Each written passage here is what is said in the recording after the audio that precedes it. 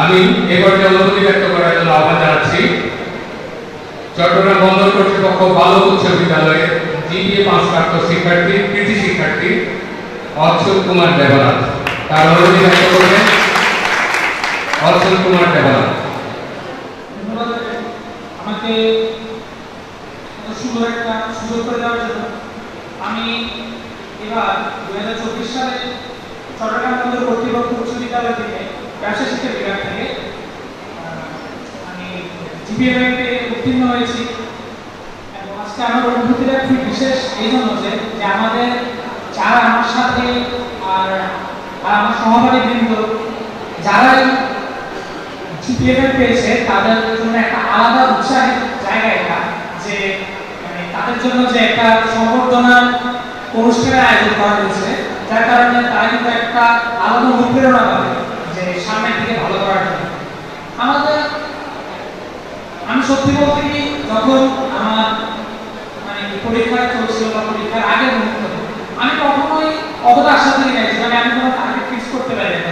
কিন্তু তখন পর্যন্ত আমি একটা জিনিস দেখেছি যে আমার পিছনে আমার শিক্ষকবৃন্দ, আমার বিদ্যালয়ের শিক্ষকবৃন্দ, আমার বাবা, আমার মা যেভাবে পরিশ্রম করেছে, আমার মনে হয়েছে কি যে সেই পরিশ্রমের মূল্যস্বরূপ অন্তত আমার কিছু করা উচিত।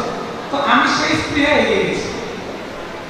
এগিয়ে যাওয়ার পর তারপর হয়তো আমার সৃষ্টিকর্তার দয়ায় আমার জিপিএটা প্রাপ্ত হয়েছি।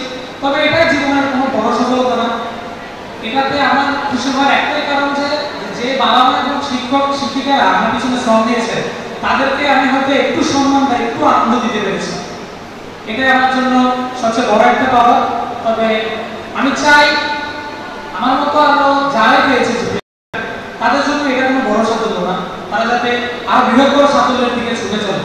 আর আমি বিশেষভাবে ধন্যবাদ জানাতে চাইছি অসহায় নারী পুরুষ ও শিশু কল্যাণ ফাউন্ডেশনকে, কারণ তারা আমাদের এই যে আমাদের সহপাঠীদের, আমাদের শিক্ষার্থীদের পরিশ্রমটাকে সম্মান জানিয়ে তারা এমন একটা সংবর্ধনা অনুষ্ঠানের আয়োজন করেছে।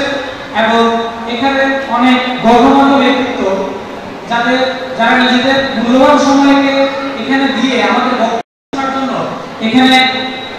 এখানে এসেছেন এবং এখানে স্টেজটাকে মহিমান্বিত করেছেন, তাদেরকে আমার পক্ষ থেকে আন্তরিক ধন্যবাদ। আমরা গর্বিত অনুভব করি যে আমাদের জন্য এই ধরনের সংবর্ধনা অনুষ্ঠান আয়োজন করেছেন তারা।